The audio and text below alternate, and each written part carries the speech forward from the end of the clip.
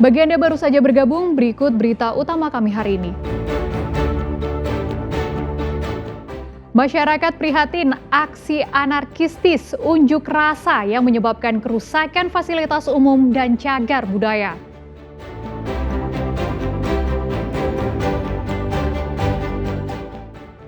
Pembunuhan pedagang angkringan di Ngawi dibekuk polisi.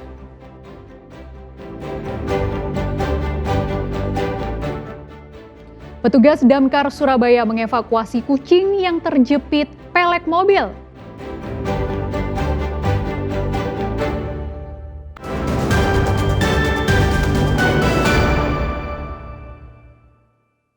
Pasca kerusakan gedung sisi barat Gerahadi luluh lantak setelah dibakar massa pada Minggu pagi. Tak hanya itu, kantor Polsek Tegalsari Surabaya juga ludes hangus dibakar perusuh. Warga mengatakan prihatin atas aksi anarkistis yang terjadi dan berharap situasi cepat kondusif.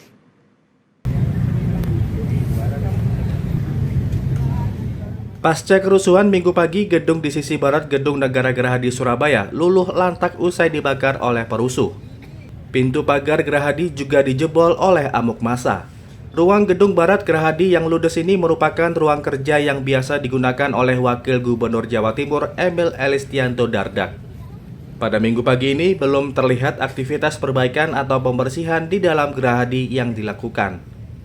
Sementara selain membakar gedung Negara Gerahadi, para perusuh juga membakar Mapolsek Tegalsari Surabaya pada Sabtu malam. Pada Minggu pagi, petugas pemadam kebakaran di lokasi untuk melakukan pengecekan dan pembasahan. Pembakaran yang dilakukan oleh perusuh di Mapolsek ini berimbas pada pedagang UMKM di sebelah polsek. Pedagang mengais sisa barang dagangan yang bisa diselamatkan. Warga berharap situasi ini segera kondusif dan tidak berkepanjangan yang berakibat merugikan masyarakat. Saat itu kalau bisa keadaan makin kondusif supaya masyarakat tidak semakin semakin susah, dan itu pun juga korbannya nanti larinya pun juga ke masyarakat juga ya. Dari semalam langsung semalam. Jualan apa Ibu di sini? Makanan. Makanan ya. Iya. Samping polsek ini ya. Iya. Ini tanggapannya seperti apa Pak? Prihatin atau prihatin ya. Semoga tidak tambah parah. Semoga berhenti lah ya. harapannya apa Pak? Ya semoga aman ya. Semuanya sulit nanti. Sabtu 30 Agustus, ribuan massa menyerang dan membakar gedung Negara Gerahadi tanpa sebab yang jelas. Selain membakar gedung Negara Gerahadi, perusuh juga membakar Mapolsek Tegalsari pada Sabtu malam. Anarkistis membakar fasilitas negara merupakan bentuk pelanggaran hukum dan bisa terancam pidana. Wahyu Pratama dan Sri Rama melaporkan dari Surabaya. Presiden Prabowo menegaskan para pemimpin DPR akan segera mencabut beberapa kebijakan DPR RI termasuk besaran tunjangan DPR dan moratorium kunjungan kerja ke luar negeri. Presiden meminta anggota DPR harus peka dan berpihak kepada kepentingan rakyat. Presiden Prabowo kemarin bertemu dengan sejumlah ketua umum partai politik, ketua DPR dan ketua MPR RI untuk membahas perkembangan situasi negara akhir-akhir ini. Presiden menegaskan DPR akan segera mencabut beberapa kebijakan termasuk besaran tunjangan DPR dan moratorium atau menangguhkan sementara kunjungan kerja DPR ke luar negeri. Para pimpinan DPR menyampaikan akan dilakukan pencabutan beberapa kebijakan DPR RI termasuk besaran tunjangan anggota DPR dan juga moratorium kunjungan kerja ke luar negeri.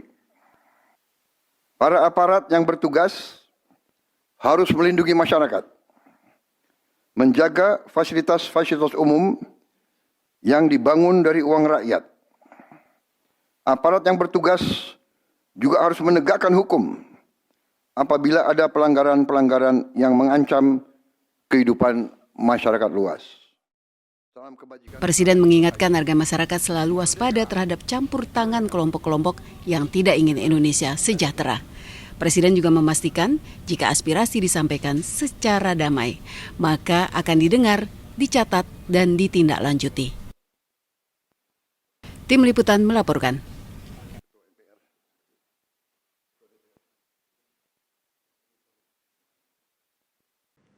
Polisi Resor Ngawi menangkap pelaku penusukan terhadap pedagang angkringan saat mengopi di angkringan milik temannya.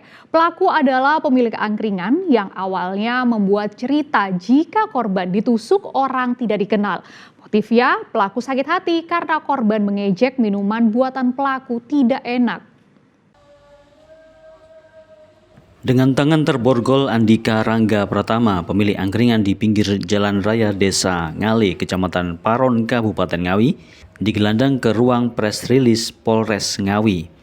Pria 31 tahun yang tinggal di Desa Gemarang, Kecamatan Kedung Galar, Kabupaten Ngawi, dijadikan tersangka atas kasus penusukan terhadap Andi Kristanto, 39 tahun, warga Desa Gelung, Kecamatan Paron, Kabupaten Ngawi, hingga tewas. Kasus ini terbongkar setelah pelaku diperiksa hingga 20 jam lebih. Saat diperiksa, tersangka sering memberikan keterangan yang tidak konsisten, bahkan tidak sesuai dengan keterangan saksi lainnya. Namun akhirnya polisi berhasil mengungkap motif pembunuhan itu. Pelaku sakit hati dan marah karena sering diejek korban jika minuman buatannya tidak enak. Bahwasannya kejadian kemarin penusukan terhadap korban yang terjadi di daerah Ngale, Kecamatan Paron telah kita amankan. Pada pukul dini hari tadi, pukul 00.30 kita amankan. Pelaku berinisial ARP. Pelaku merupakan pemilik dari angkringan tersebut. Dapat kami sampaikan bahwasannya awalnya pemilik angkringan kami ambil keterangan, menyampaikan keterangan-keterangan kepada kami yang menurut kami keterangan tersebut tidak benar. Pelaku diancam dengan pasal 338 KUHP tentang penganiayaan hingga tewas dengan ancaman hukuman maksimal 15 tahun penjara. Andi Kristanto tewas ditusuk pisau saat numpang beristirahat di angkringan milik tersangka yang juga temannya sepulang berjualan. Korban yang mengalami luka pada bagian dada sebelah kiri tewas sesaat setelah menjalani perawatan medis di Rumah Sakit Atin Husada Ngawi. Dirgo Suyono dan Sri Rama melaporkan dari Ngawi. Petugas Dinas Pemadam Kebakaran dan Penyelamatan DPKP Kota Surabaya mengevakuasi kucing yang terjepit di velg mobil. Proses evakuasi kucing berlangsung dramatis karena menggunakan alat pemotong besi. Kucing berhasil diselamatkan tanpa terluka. Ini nggak bisa keluar. Selain memadamkan api, petugas pemadam kebakaran ternyata juga dituntut menyelamatkan satwa, seperti yang dilakukan petugas dari Dinas Pemadam Kebakaran dan Penyelamatan. Mendapat laporan dari warga Sukolilo bahwa ada kucing yang terjepit velg mobil, petugas damkar langsung meluncur ke TKP. Petugas mendapati leher kucing masuk hingga terjepit ke velg mobil. Untuk menyelamatkan kucing, petugas harus menggunakan bantuan alat berat. Proses penyelamatan kucing berlangsung dramatis karena petugas harus melepas velg mobil dan kemudian membawanya ke kantor DPKP Pusat untuk memotong besi velg. Butuh waktu sekitar 5 menit hingga akhirnya kucing malang yang terjepit velg mobil ini berhasil selamat. Diduga kucing ini terjepit velg mobil saat akan mengejar tikus yang akan dimangsanya. Upaya dilakukan mulai ditarik pelan-pelan ya, tetap nggak bisa, kucingnya kesakitan ya. Jadi mereka berontak-berontak terus melet-melet kan, nggak bisa dengan cara biasa. Kita coba pakai gerinda.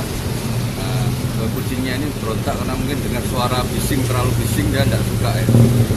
Juga akhirnya kita ada upaya, kita pakai alat rescue ya, kita potong pakai cutter, kemudian kita pegang. Setelah berhasil diselamatkan tanpa terluka, kucing dikembalikan ke pemiliknya, seorang tukang tambal ban. Dari Surabaya, Arif Purwanto dan Sri Rama melaporkan. Ya, informasi tadi mengakhiri jumpa kita di Berita Jawa Timur. Jangan lupa pastikan Anda subscribe channel YouTube Liputan Amesty TV Daerah. Atas nama rekan bertugas, saya Fitri Mariana mengucapkan terima kasih atas kebersamaan Anda. Selamat beraktivitas dan sampai jumpa.